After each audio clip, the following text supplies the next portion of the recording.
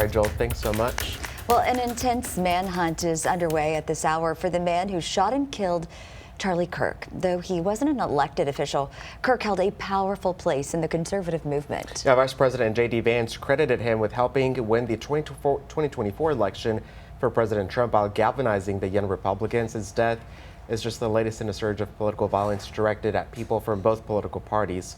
CBS's Jared Hill has more. Welcome home, Charlie. You didn't deserve it. May God bless your family. On Air Force Two, the casket of Charlie Kirk landed in his home of Phoenix, Arizona, with his friend, Vice President J.D. Vance. Earlier in the day, President Trump honored Kirk at the Pentagon. Charlie was a giant of his generation, a champion of liberty, and an inspiration to millions and millions of people. The murder of the 31-year-old conservative activist and influencer has directly impacted young conservatives. At the University of Texas at Austin, a vigil and reaction from students at Florida International University. It was kind of a sense of hope, I guess. I feel like it was one of the people that actually asked for the younger generation's point of view on things. Kirk's killing is the latest instance of political violence in America. There were 2 attempts on President Trump's life last year, the arson of the home of Pennsylvania's Democratic governor in April, and the murder of a Democratic state lawmaker and her spouse in Minnesota back in June.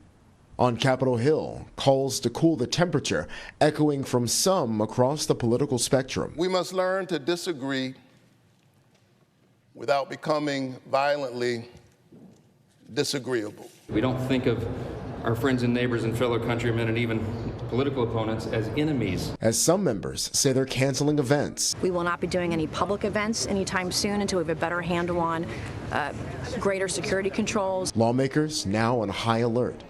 Jared Hill, CBS News.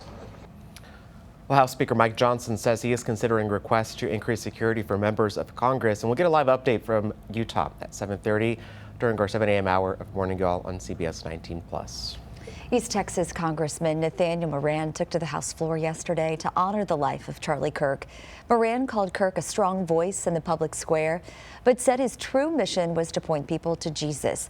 He also offered prayers for Kirk's wife, Erica, and their children. Mr. Speaker, I rise today with a heavy heart to honor the life of Charlie Kirk. May Charlie's witness inspire us to walk humbly, to speak truth boldly, and to fix our eyes upon the eternal promises of God. Moran condemned political violence and urged Americans to remember that before we are Democrats or Republicans, we are neighbors called to love one another. He praised Kirk's respectful approach to debate and encouraged others to follow his example.